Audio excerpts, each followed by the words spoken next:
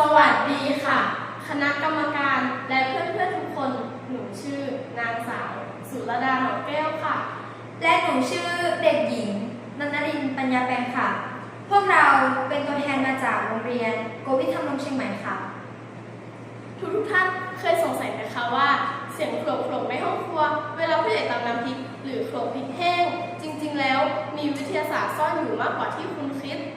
ใช่แล้วค่ะคนทั่วไปอาจจะมองว่าการตำพริกเป็นแค่เรื่องการทำอาหาร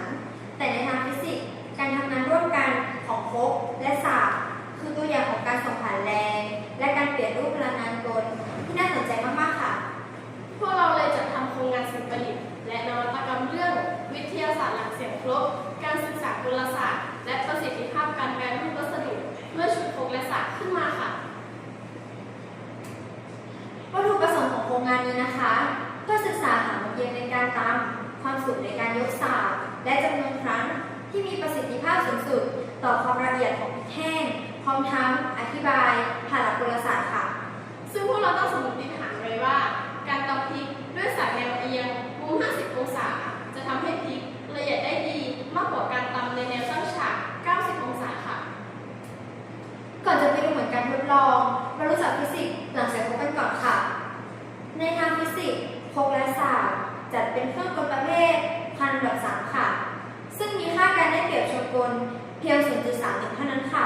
หมายความว่าไม่ได้ช่วยผ่อนแรงแต่ช่วยเพิ่มระยะทางและความเร็วปลายทางทำให้แม่นยำมากขึ้นค่ะการยกสากขึ้นสูงเป็นการเพิ่มพลังงานสากโน้มถ่วงและเมื่อปล่อยลงมาพลังงานสากจะเปลี่ยนเป็นพลังงานจน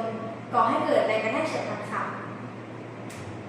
การตำไม่ได้มีแค่แรงกระแทกแนวตั้งเพียงอย่างเดียวนะคะแต่ถ้าเราเอียงสากจะเกิดแรงเฉือนทำให้ในแนวราบนะคะขนานกับผิววัตถุค่ะซึ่งแรงเฉือนนี่แหละค่ะร่วมกันทำลายโครงสร้างของพริกอย่างมีประสิทธิภาพสุดๆเลยค่ะในการทดลองพวกเราควบคุมต่อไปอย่างเข้มงวดมากเลยค่ะโดยเราจะใช้พริกชี้ฟ้าแห้งจำนวน 10 เม็ดต่อรอบและใช้ชุดโคกหินขนาด 15 เซนติเมตรสากหินยาว 21 เซนติเมตรค่ะเพื่อให้ควบคุมได้ดีที่สุดนะคะพวกเราได้สร้างอุปกรณ์จำลองนี้ขึ้นมาค่ะเพื่อเราทำมุมเอียงและความสูงในการยกได้อย่างแม่นยำ 100% ค่ะซึ่งตัวแปรต้นที่เราศึกษาแบ่งออกเป็น 3 ปัจจัยค่ะ 1. ได้แก่มุมเอียงของสาก50 75 และ 90 องศาค่ะ 2. ความสูงในการยกสาก5 8 และ 12 เซนติเมตร 3. จำนวนครั้งในการตำ80 120 และ 160 ครั้งค่ะแล้วจำแนกผลความละเอียดเป็น 3 ระดับค่ะ 1. หยาบ 2. ละเอียดปานกลางและ 3. ละเอียดมากค่ะจากการทดลองทั้งหมดผลออกมาน่าทึ่งมากเลยค่ะที่ 80 ครั้งส่วนใหญ่ที่ยังจะหยาบอยู่มีเพียงมุม 50 องศายกสูง 12 เซนติเมตรเท่านั้นที่ได้ระดับละเอียดปานกลางค่ะที่ 120 ครั้งพริกเริ่มแหลมมากขึ้นและเงื่อนไขที่ได้ผลลัพธ์ละเอียดมากครั้งแรกคือการใช้มุม 50 องศาร่วมกับความสูง 12 เซนติเมตรที่ 160 ครั้งเมื่อเพิ่มจำนวนครั้งเป็น 160 ครั้งการตำที่มุม 50 องศา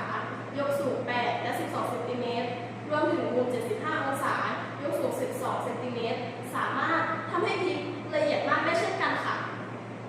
จากการทดลองนะคะพวกเราพบว่าการเอียงสากมุม 50 องศา